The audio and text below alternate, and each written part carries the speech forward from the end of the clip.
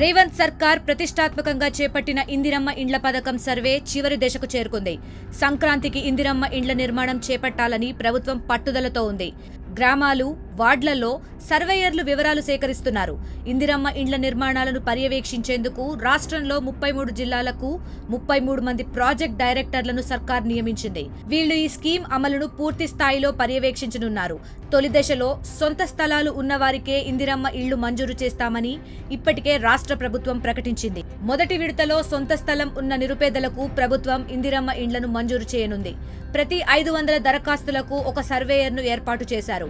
ఒక సర్వేయర్ రోజుకు కనీసం 20 దరఖాస్తులను సర్వే చేయాలని టార్గెట్గా పెట్టారు. సర్కార్ లక్ష్యానికి అనుగుణంగా అధికారులు పనిచేస్తున్నారు. తొలి సంవత్సరంలో ప్రతి నియోజకవర్గానికి 3,500 చొప్పున ఇండ్లను కేటాయించింది. మొత్తంగా 4.5 లక్షల ఇండ్లకు ఒక్కో ఇంటికి 5 లక్షల చొప్పున నిధులను విడుదల చేయనుంది.